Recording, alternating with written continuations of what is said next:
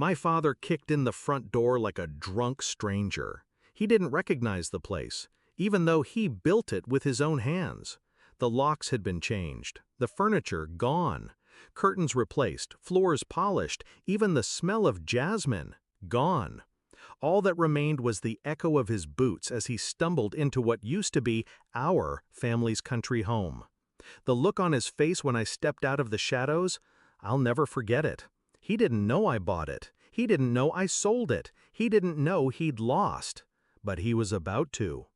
I grew up in that house. My blood is in its floorboards, from scraped knees and split knuckles.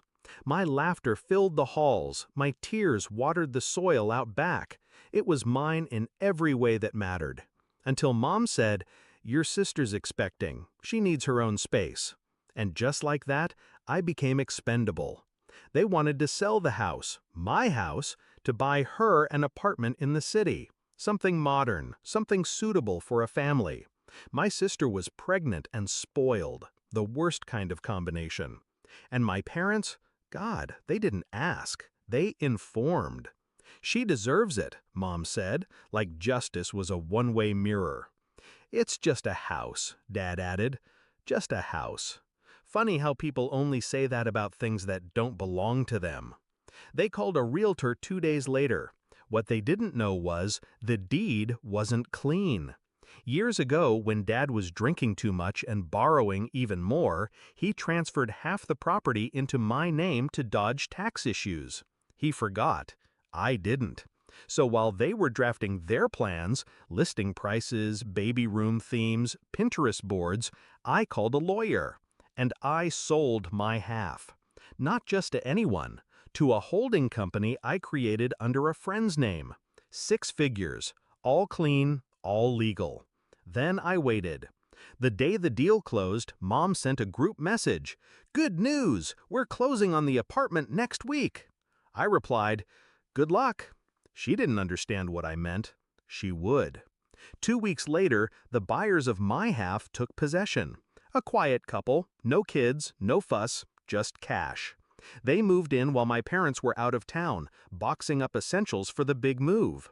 And when they came back, my father's key didn't work. The locks had changed. That was step 1.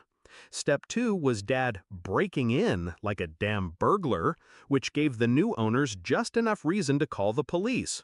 Trespassing, disorderly conduct, resisting arrest. When they cuffed him on his own front lawn, he looked at me like I was a ghost. But I wasn't. I was justice. Back when I was 12, I remember Dad telling me, family doesn't steal from family. I believed him. So when they first told me they were selling the house without even involving me, I waited.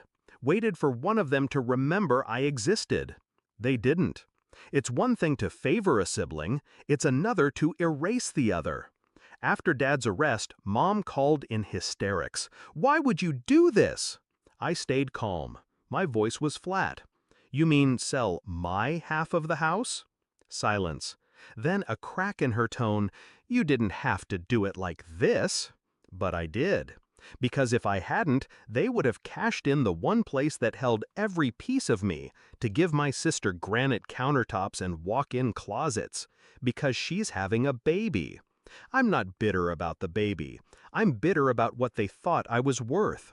Apparently, a down payment. I visited Dad 2 days later. His hands trembled, not from fear, but from shame. Finally, he understood. "You set me up." I nodded. "You left me no choice." He exhaled like a man watching everything crumble, not because of an enemy, but because of a son. "I built that house," he whispered.